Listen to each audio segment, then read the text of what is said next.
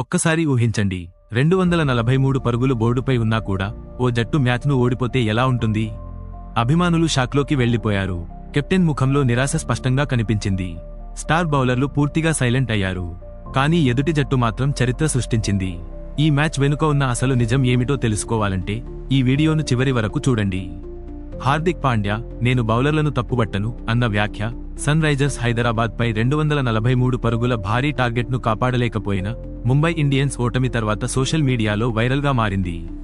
5 సార్లు ఛాంపియన్స్ అయిన ముంబై ఇండియన్స్ 243/5 అనే భారీ స్కోర్ చేసినప్పటికీ చివరికి ఓటమి పాలైంది.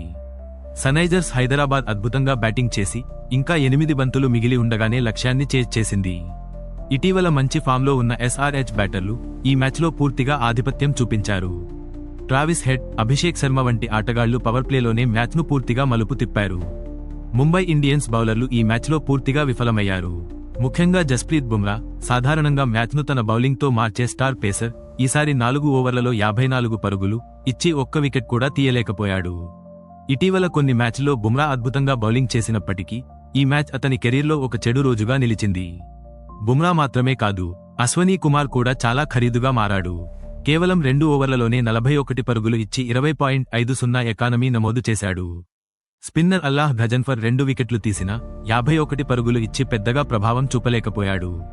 అంతేకాదు, ఫీల్డింగ్లో కూడా ముంబై ఇండియన్స్ పలు తప్పిదాలు చేసింది. కొన్ని కీలక క్యాచ్లు డ్రాప్ కావడంతో మ్యాచ్ పూర్తిగా చేజారిపోయింది. ఈ ఓటమితో ముంబై ఇండియన్స్ 8 మ్యాచ్లలో 4 పాయింట్లతో టేబుల్లో 9వ స్థానంలోనే ఉంది. మరోవైపు సన్రైజర్స్ హైదరాబాద్ 9 మ్యాచ్లలో 12 పాయింట్లతో 3వ స్థానానికి ఎగబాకింది.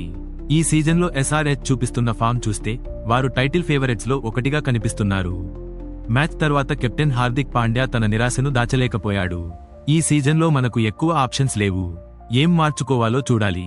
నా బౌలర్లను తప్పుబట్టను, మొత్తం టీంగా ముంబై ఇండియన్స్ స్థాయికి తగ్గ ప్రదర్శన ఇవ్వలేకపోయాం అని అన్నాడు.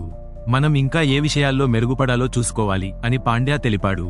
అయితే టీం ఓనర్స్ మరియు సపోర్ట్ స్టాఫ్ మద్దతుతో ముందుకు సాగుతామని విశ్వాసం వ్యక్తం చేశాడు.